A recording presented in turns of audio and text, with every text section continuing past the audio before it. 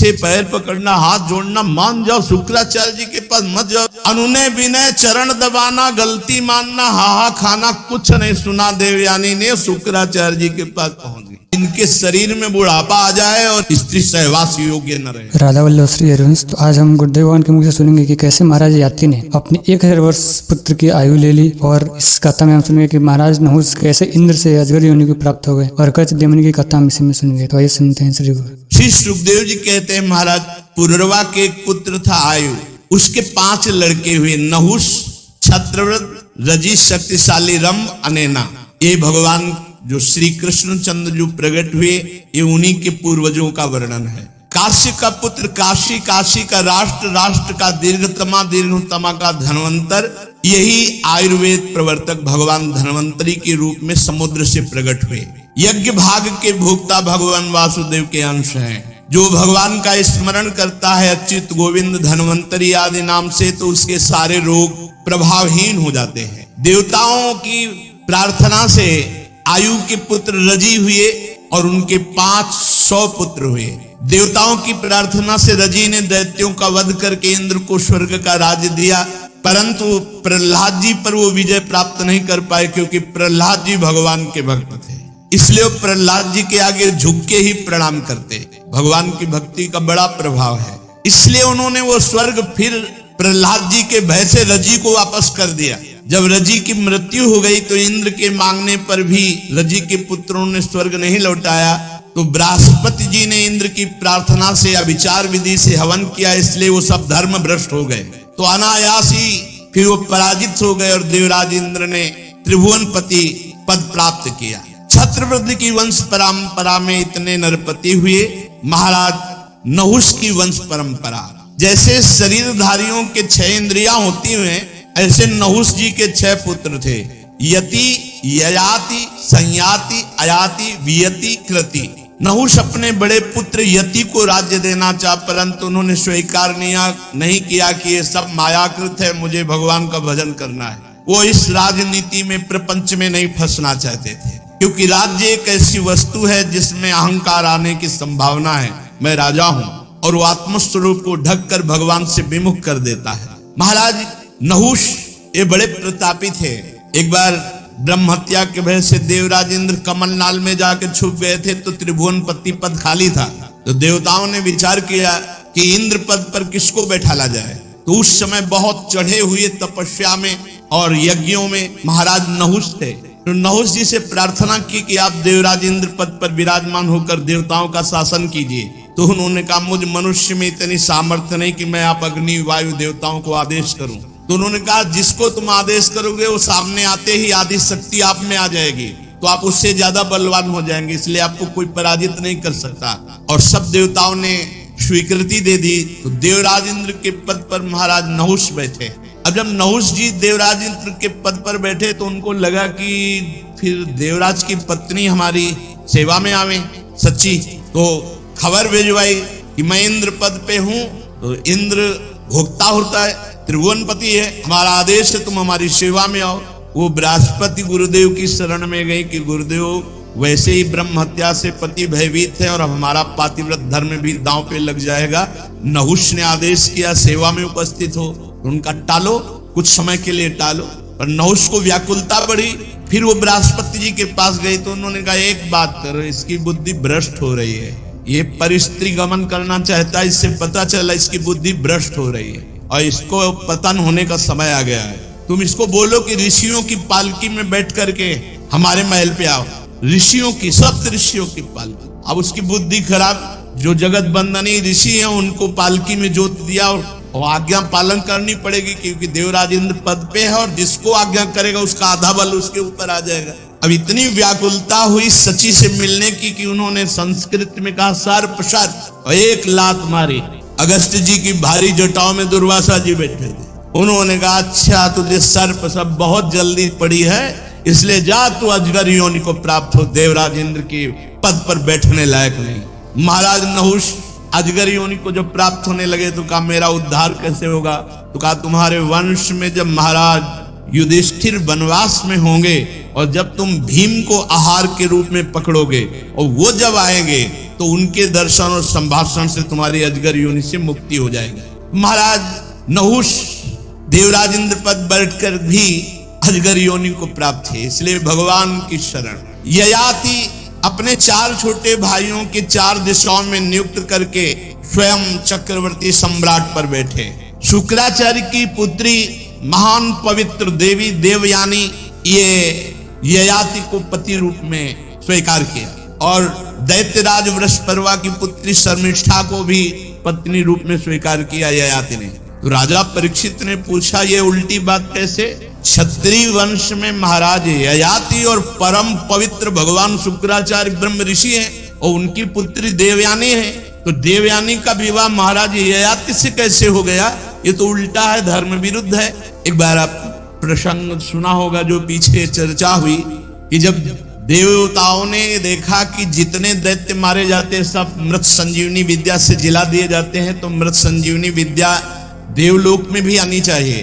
तो अब जाए तो कौन जाए? शुक्राचार्य जी उसको केवल दे सकते हैं। तो बृहस्पति के पुत्र कच्छ को तैयार किया गया। कच्छ ने कहा वहां जाते ही मार डाले जाएंगे क्योंकि ऐसे बलवान दैत्य हैं। तो उनका परहित लागित जय जो देही संतत संत प्रशंसय तेहि, परोपकार के लिए आप हमारे कुल गुरु के पुत्र हैं, हमारी रक्षा के लिए आप जाइए। बड़ी सद्भावना पुष्ट करके किसी तरह तो आप पहुंचे शुक्राचार्य जी के पास छुप छुपा के और दंडवत किया। तो उनका कौन हो, उनका सही परिचय दिया कि भगवान बृहस्पति के पुत्र कच्छ हैं। किस हेतु आना हुआ? उनका संजीवनी विद्या आपसे सीखना है, मृत संजीवनी विद्या। तो उनका ये बात पता लगते ही दैत्य जो है ना काट काट के फेंक देंगे, तुम जाओ यहाँ से, संजीवनी विद्या तुम नहीं सीख पाओगे क्योंकि दैत्यों का हर समय पहरा रहता है और वो सीखने देंगे नहीं। उनका नहीं, भगवान मैं प्राणों की बाजी लगाकर आपको गुरु रूप से वरण करता हूँ संजीवनी विद्या के लिए। तो उनका हमारी पुत्री को रिझा लो, देवयानी को, शुक्राचार्य जी की पुत्री थी, तो फिर मैं तुम्हें मृत संजीवनी विद्या दे सकूं। तो परिचर्या में रहने लगे देवयानी जी की सम अवस्था थी बराबर की, खेलना कूदना पुष्प लाना हर सेवा उनकी करते।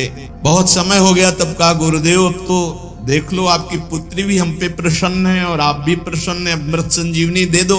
वो इस बात से डरते थे कि मृत संजीवनी देने का मतलब है हमारी मृत्यु हो जाए। उनका कुछ दिन और रुको, जाओ जंगल से समिधा लाओ। दैत्यों को पता चला समिधा लेने गए हैं, मार करके काट काट के छोटे छोटे टुकड़े करके फेंक दिया लगा कच्छ के। बड़ा समय हुआ, देवयानी ने कहा कच्छ नहीं आए, तो उनका नहीं आएंगे कच्छ क्योंकि काट के फेंक दिए गए। रोने लगी उनका, हम बिना कच्छ के जीवित नहीं रह सकती, वो हमारी परिचर्या सेवा में थे। शुक्राचार्य जी ने मृत संजीवनी विद्या का जे भी अनुसंधान किया, सब टुकड़े जुड़ के और कच्छ आ गए। बड़ी सामर्थ्य मृत संजीवनी विद्या। कच्छ से कहा कि भाई तुम जल्दी देव विद्या और निकलो यहाँ से, नहीं अब कुछ उल्टा होने वाला है। दैत्यों को पता चला कि कच्छ जिंदा हो गए, उनका अब की ऐसा करेंगे कि गुरुजी भी समझेंगे कि कुछ। कच्छ को जला के राख करके और पेय पदार्थ में डाल के शुक्राचार्य जी को पिला दिया। अब देवयानी जी ने कहा कच्छ, उन्होंने कहा कभी नहीं आएंगे कच्छ। रोने लगी, क्यों भगवान आपकी विद्या में? बोले अब विद्या में सामर्थ्य की बात नहीं रही, अब कच्छ पेट में है, अगर हमने विद्या का प्रयोग किया तो हमारा पेट फाड़ के कच्छ प्रकट हो जाएगा। तो रोने लगी देवयानी जी की नहीं हमें कच्छ चाहिए। तो उनका फिर तुम्हें हम मृत संजीवनी विद्या सिखाते हैं, पहले सीख लो और फिर हम मृत संजीवनी का प्रयोग करेंगे तो हमें मार के कच्छ प्रकट हो जाएगा, फिर तुम हमें जिला देना, फिर हम कच्छ को संजीवनी विद्या दे के भगा देंगे, अब रुकाएंगे नहीं। ऐसा ही किया। जय शुक्राचार्य जी ने मृत संजीवनी विद्या फड़ाक से पेट फाड़ करके कच्छ प्रकट हो गए। तो देवयानी ने संजीवनी विद्या का प्रयोग करके तुरंत शुक्राचार्य जी को जीवित किया और कच्छ को मृत संजीवनी विद्या दी और कहा जाओ यहां से। अब गुरुदक्षिणा की बात आती है जब, तो उन्होंने कहा भगवान विद्या तभी पूर्ण होती जब गुरु प्रसन्न होकर के गुरुदक्षिणा मांग ले, आप गुरुदक्षिणा मांगिए। तो शुक्राचार्य जी ने कहा हमारी बेटी जो चाहे, तो हाथ जोड़कर प्रणाम करके कहा कि आपकी क्या इच्छा है? तो कहा आपको पति रूप में वरण करने की। बोले कदापि नहीं, आज तक मैं आपकी परिचर्या में आपको गुरु के समान देखा है, आप हमारी गुरु की बेटी हो तो हमारे लिए गुरु के समान पवित्र हो, हम ऐसी कभी भावना ही नहीं की, आप गलत भावना कर रही। तो उन्होंने कहा यदि हमारी बात नहीं मानते हो तो मैं तुम्हें शाप देती हूं कि मृत संजीवनी विद्या व्यर्थ हो जाए। इतना कठिन कर प्रयास से तो सफलता मिली, अब उनको गुस्सा आ गई। उन्होंने कहा आपने बिना सोचे समझे शाप दे दिया, इसलिए मैं शाप देता हूं, कोई भी ब्रह्म ऋषि तुम्हें पति रूप में प्राप्त ही नहीं होगा। और कच्छ चले गए। उसी शाप के वशीभूत देवयानी जी को कोई ब्रह्म ऋषि पति रूप नहीं प्राप्त होना था, पति रूप में। तो एक दिन जो दानवों के राजा वृषपर्वा हैं, उनकी पुत्री शर्मिष्ठा राजकुमारियों के साथ वन विहार के लिए, तो गुरु पुत्री देवयानी तो उनको भी साथ ले लिया। हजारों सखियां और उपवन में टहल रही थी, सुंदर पुष्प से लदे हुए अनेक वृक्ष, सुंदर सरोवर जिनमें कमल खिले हुए थे, भौरे गुंजार कर रहे थे, बड़ा ही सुंदर। उधर ये सब राजकुमारियां स्नान कर रही थी, सरोवर में खेल रही थी, नवयुवती थी और निर्वस्त्र थी। भगवान गौरी शंकर उस समय वहां से निकले, देवाधिदेव महादेव पार्वती जी, तो सब कन्याएं सकुचा गई और दौड़ पड़ी और अपने अपने वस्त्र, तो शीघ्रता के कारण देवयानी के हाथ में लगा शर्मिष्ठा का वस्त्र, राजकुमारी वृषपर्वा की पुत्री, और वो पहन लिया देवयानी का जो वस्त्र शर्मिष्ठा। तो राजकुमारी ने कहा तुम्हारी हिम्मत कैसे हो गई, हमारे उपरोहित की कन्या होकर तुम हमारी राजकुमारी, ऐसा वस्त्र कैसे तुमने धारण कर लिया। देवयानी ने कहा कि तू ज्यादा बढ़कर मत बोल, तू हमारे वस्त्रों की अधिकारिणी नहीं। अब वहां राजकुमारी और देवयानी की बातचीत, शुक्राचार्य को जानती है तू, तेरे बाप के वो गुरु हैं और तपोबल से पूरी सृष्टि का संचालन कर सकते हैं, परम पुरुष परमात्मा के समान है, वो निरंतर परमात्मा स्थिति में रहते हैं, बड़े बड़े लोकपाल जिनकी वंदना करते हैं, उन तपस्वी की पुत्री है। देवयानी ने कहा असुर मेरा शिष्य है, तू शिष्य की पुत्री है, हमारे कपड़ों को छोड़। जब देवयानी ने इस तरह, तो शर्मिष्ठा क्रोध से तिलमिला उठी और बहुत कड़ुआ बोलने लगी। शर्मिष्ठा की एक कड़ी बात सुनकर के देवयानी को बहुत क्रोध आया। शर्मिष्ठा ने अपनी राजकुमारियों का आदेश किया, उठा इस गुरु पुत्री को फेंक दे कुएं में। फेंक दिया गया, वो तो राजकुमारी थी और सब चली गई। इधर महाराज ययाति जंगल में शिकार आदि के लिए, तो प्यास लगी, तो सेवकों ने कहा कि कोई है कुएं पे, तो उनका मैं देखता हूं। तो निर्वस्त्र देवयानी थी, क्योंकि निर्वस्त्र करके फेंकवा दिया था कुएं में, तुरंत ऊपर से वस्त्र डाला और फिर निकालने की, और अपना हाथ दे करके निकाला। देवयानी बहुत ही सकुचित मुद्रा में, ययाति ने कहा देवी केवल मैं आपके निकालने के भाव से आपको निकाला है। उनका वीर श्रोमणे, आज तक मेरा हाथ किसी ने नहीं पकड़ा, आप सुनकर कांप जाएंगे कि मैं कौन हूं। मैं भगवान शुक्राचार्य की पुत्री देवयानी हूं। ऐसा ही हुआ, ययाति के होश उड़ गए, साफ हो जाएगा। इतने बड़े ब्रह्म ऋषि की पुत्री का स्पर्श उनका मैंने केवल निकालने के उद्देश्य से, उनका डरो मत, ये मुझे पता है कि मुझे कोई ब्रह्म ऋषि स्वीकार नहीं करेगा, क्षत्रिय राजकुमारी स्वीकार करेगा, मुझे साफ है, इसलिए हम तुम्हें पति रूप में वरण करती हैं। वीरश्रेष्ठ, मैंने बृहस्पति के पुत्र कच्छ को शाप दे दिया था, उसी के शाप के कारण हमारा आपका संबंध होगा। ययाति को शास्त्र प्रतिकूल ये संबंध स्वीकार तो नहीं हुआ, पर उन्होंने जब देखा कि स्वयं देवयानी कह रही हो ऐसा साफ है, और देव सुंदरी देवयानी को देख करके तो मन वैसे भी स्वीकार कर लिया था। ययाति ने कहा यदि भगवान शुक्राचार्य राजी हो तो स्वीकार है। वीर ययाति देवयानी को वहीं छोड़कर चले गए कि जब भगवान शुक्राचार्य जी लेके आएंगे तो हम स्वीकार करेंगे। अब देवयानी रोती हुई शुक्राचार्य जी के पास पहुंची और शर्मिष्ठा ने जो राजकुमारियों से उठवा के कुएं में डाल दिया था वो सारी बात सुनाई। शर्मिष्ठा की बात सुनकर भगवान शुक्राचार्य जी ने कहा अरे मुझे कोई साधारण पुरोहित समझ लिया, इस लड़की ने मुझे साधारण पुरोहित समझ लिया। अरे मैं अपनी इच्छा करूं तो नया देश रच सकता हूं। देवयानी को लिया और कहा ऐसे राजा के यहां से निकल चलो।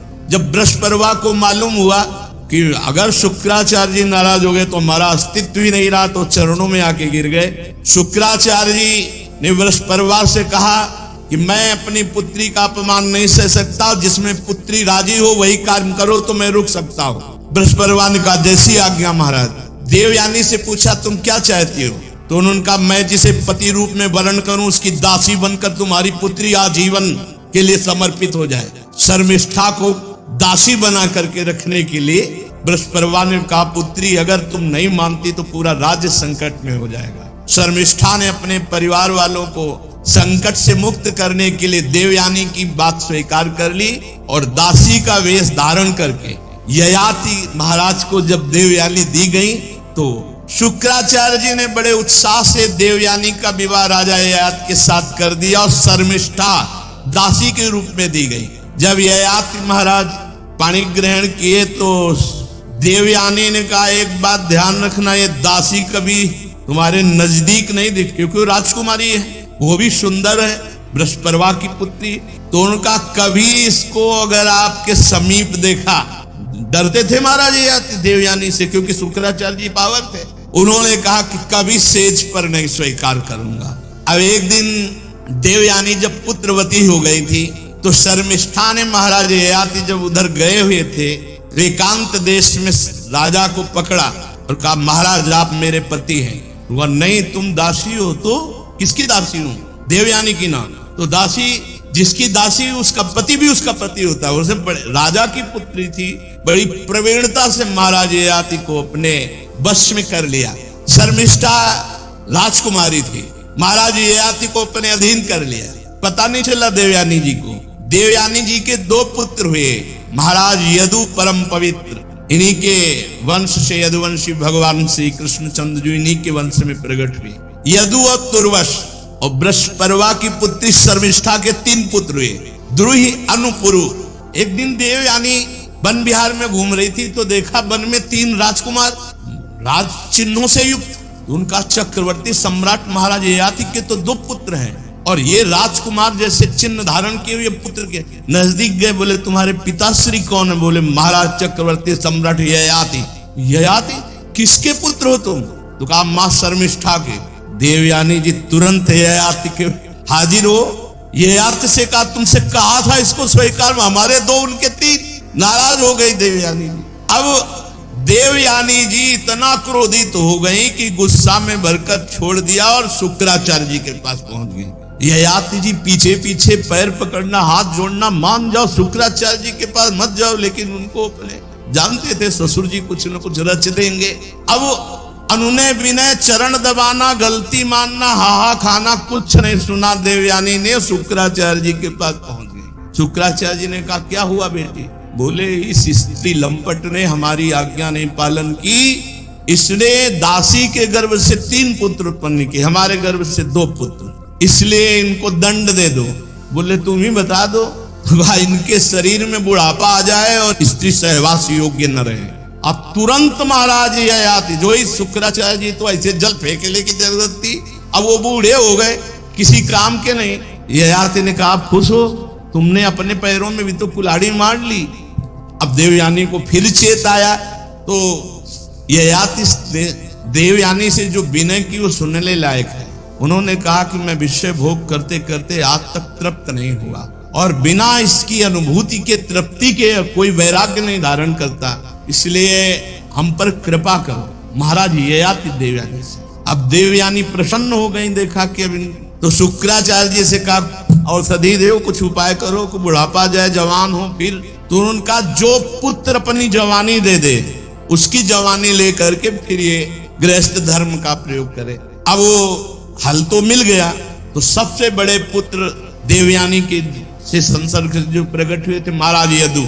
यदु से कहा कि आप अपनी जवानी हमें दे दीजिए। तो उनका किस काम के लिए, कार्य क्या है? तो उनका, मैं अभी भी इस विषय भोगों से तृप्त नहीं हुआ। नहीं, कदापि ऐसा नहीं हो सकता। और मनुष्य जब तक विषय सुख का त्याग नहीं करता, वैराग्य नहीं होता, तब तक उसे तत्व ज्ञान नहीं होता, इसलिए मैं ये स्वीकार नहीं करता। महाराज यदु ने मना कर। तुर्वश, दैहु, अनु, जो शर्मिष्ठा के भी पुत्र थे, उनसे भी कहा। उन सब ने कहा, नहीं, जैसा हमारे बड़े भाई कहते हैं वैसे हम स्वीकार, हम नहीं जवानी देंगे। पुरुष ने कहा, पुरु ने कहा, पिताश्री आप ही हमारे परम पद हो, बहुत धर्मात्मा पुरुष भी। पुत्र का वास्तविक शरीर पिता का ही अधिकार है। ऐसी अवस्था में मांगने की बात कर रहे हो आप? हम आपका उपकार का बदला नहीं चुका सकते, आप हमारे माता पिता हैं, ये शरीर आपका है, ये जवानी आपकी है। मैं आपका बुढ़ापा और इंद्रिय शक्तिहीनता स्वीकार करता हूं, आप हमारी जवानी स्वीकार करें, जैसा चाहें वैसा उपभोग करें। पिता का अगर आज्ञा का पालन न करे तो पुत्र क्या हो? तो पुत्र नहीं है। पुरु ने बड़ा आदर करके पिता का बुढ़ापा स्वीकार किया और इंद्रिय शक्तिहीनता स्वीकार कर ली। महाराज ययाति बहुत अंदर से प्रसन्न हुए कि पुत्र हो तो महाराज पुरु जैसा। 1000 वर्ष अपने पुत्र के यौवन का उपभोग किया। फिर वही तृष्णा वैसे, इसीलिए ये समझने के लिए चरित्र सुनाए जाते हैं। फिर वही तृष्णा वैसे ही, कोई तृप्ति नहीं, फिर वही चाह। महाराज ययाति को भोगों से तृप्ति नहीं, ऊब कर छोड़ना पड़ा। मतलब गजब हो गया इन दुष्ट इंद्रियों का। महाराज जब एक दिन देखा कि मैं इतना नीच हो गया हूं कि अपने पुत्र की जवानी भोग रहा हूं, फिर भी नहीं, अब नहीं। देवयानी से कहा, भृगुनंदिनी, पृथ्वी में मेरे समान कोई विषयी होगा? इंद्रियों का गुलाम हो चुका हूं, कोई परमार्थ की वृत्ति नहीं रह गई, केवल विषय सेवन, अपने पुत्र की भी जवानी भोग लिया, आज तक कभी तृप्ति नहीं हुई। नहीं, अब नहीं प्रिय, अब नहीं। बस यही बात जिसके जीवन में आ गई, अब लो नशानी, अब ना नशइयो, जीत गया। जो इंद्रियों को छूट दे देता वो कितना भी बड़ा विद्वान या बलवान हो, नष्ट हो जाता है। राम कृपा भव निशा सिरानी, जागे पुण्य न नशइयो, अब लो नशानी, अब ना नशइयो। बहुत हो गया, अब इंद्रियों का खिलवाड़ नहीं। विषयों का सेवन करते करते हाय हाय मेरे पुत्र की 1000 वर्ष आयु मैंने भोग ली, फिर भी वही भोग लालसा। इस वासना और भोगों की तृष्णा का अंत नहीं। आज मैं परमात्मा को साक्षी करके निश्चित करता हूं कि आज के बाद इन भोगों को स्वीकार नहीं करूंगा। यही जय है, जिसकी समझ में जब आ जाए और निश्चय कर ले, वही जय है। ययाति ने अपनी जो पुत्र की जवानी थी पुरु को लौटा दी, वो बुढ़ापा ले लिया और निश्चिंत होकर भगवान के चिंतन में लग गए। दक्षिण पूर्व दिशा में द्रुहि, दक्षिण में यदु, पश्चिम में तुर्वस, उत्तर में अनु को राज्य देकर अपने सिंहासन पर पुरु को बैठाला और आप सब कुछ त्याग कर वनवास ले लिए। बहुत वर्षों तक घोर तपस्या परायण रह करके आप विचार करो, ये है निश्चय। जब छोड़ दिया तो छोड़ दिया, चल दिया। बहुत कठोर तप करके वन में जाकर समस्त आसक्तियों का त्याग करके आत्म साक्षात्कार करके त्रिगुण में लिंग शरीर को भस्म करके परमात्मा वासुदेव की भागवतिक गति को प्राप्त हुए महाराज ययाति, जो बड़े बड़े संत जन प्राप्त करते हैं। अगर आपने अभी तक नारद जी के पूरे जन्म की कथा नहीं सुनी है तो आप इस वीडियो पर क्लिक करो और जाओ देखो।